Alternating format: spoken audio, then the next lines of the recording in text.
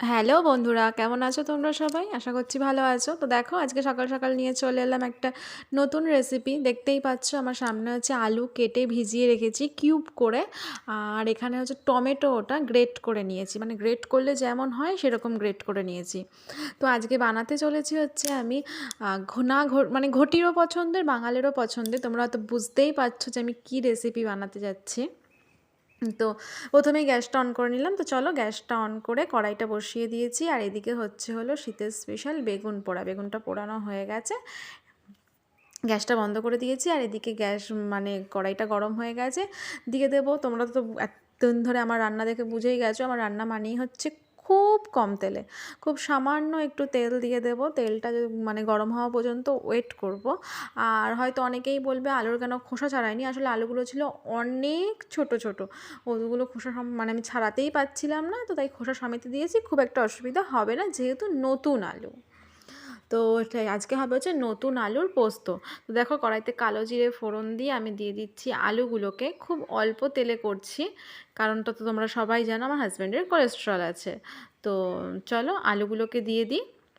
আর পোস্তকে তো তোমরা কে কে ভালোবাসো?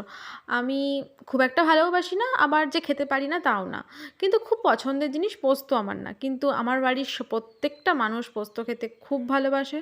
তো দেখো কথা বলতে বলতে দিয়ে দিলাম সব কটা আলুটা ভাজা ভাজা কিছুটা হয়েছে। এই সময় আমি দিয়ে দেবো হচ্ছে পরিমাণ মতো নুন।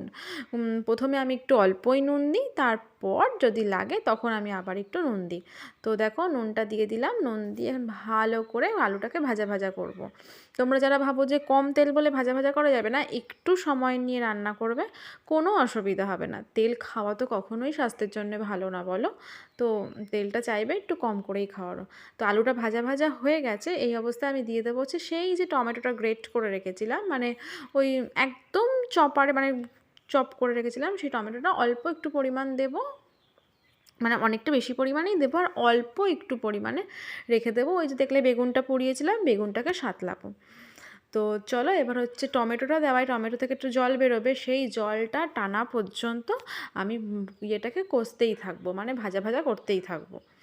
তো হলো এটা না পেঁয়াজ দিয়েও করা যায় আর লঙ্কা দেওয়া যায়, যেহেতু আমার মেয়েটা ছোট তো ওই জন্য আমি লঙ্কা অ্যাড করলাম না, আর পেঁয়াজটা আজকে শনিবার বলে অ্যাড করলাম না। কিন্তু পেঁয়াজ আর লঙ্কা দিয়ে করলে না এটা আরও ভালো খেতে হয়, তোমরা একবার ট্রাই করে দেখতে পারো। তো দেখো ভাজতে ভাজতে একদম টমেটো থেকে জল ছেড়ে দিয়েছে। এবার আমি আলুটা আর টমেটোটা সিদ্ধ হওয়ার জন্য কিছুটা জল দিয়ে দেব। তো আমার পোস্ত একটু ঝোলঝোলি করি, তো যতটুকু দরকার ততটুকুই দেবো, তার মানে তো আর এক কড়াই জল দিয়ে দেবো না। তো দেখো এই কড়াই আলুটা সিদ্ধ হওয়ার জন্য জল দিয়ে দিলাম। এবার ঝোলটা ফুটে উঠলে ঝোলটা মানে আলুটা ঢাকা দিয়ে সিদ্ধ হওয়ার জন্য ওই মিনিট 15 কি 20 পর্যন্ত ওয়েট করব।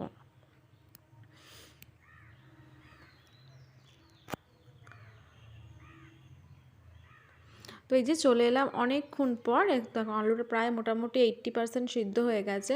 তো এরকম অবস্থায় আমি এবার মশলাটা করে নেব, মানে পোস্তটা বেটে নেব। এখানে আছে পোস্ত প্রায় ওই 70 থেকে 75 গ্রাম মতো পোস্ত, 4 মগজ আর একটা কাঁচা লঙ্কা। তো অনেকেই বলে হচ্ছে যে পোস্ত মিক্সিতে বাটা যায় না, কিন্তু অল্প একটু একটু করে জল দিয়ে বারবার ঘুরিয়ে ঘুরিয়ে যদি বাটা হয় না, তো পোস্ত খুব ভালো মিহি হয়ে বেটে যায়। তো এখনকার দিনে তো কারোরই অত সময় নেই পোস্ত বাটার, মানে শিলে বাটার মতো, তো সেভাবে যদি করা হয় তো ভালোভাবেই পোস্ত বাটা হয়ে যায়। তো দেখো পোস্তটা বেটে এবার পোস্ত ধোয়া জলটাও একটু দিয়ে দিলাম। এবার একটুখানি গা মাখা হয়ে এলেই ওপর দিয়ে কাঁচা সর্ষের তেল ছড়িয়ে তোমরা এটা সার্ভ করতেই পারো, কিন্তু আমি কাঁচা সর্ষের তেল আর দেবো না, তো এমনিতেই আর দেবো সঙ্গে হচ্ছে একটু চিনি।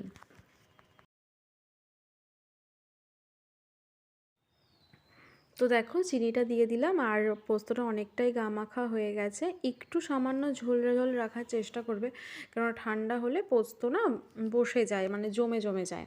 তো তার জন্য এরকম এই অবস্থাতেই আমি এবার নামিয়ে দেব।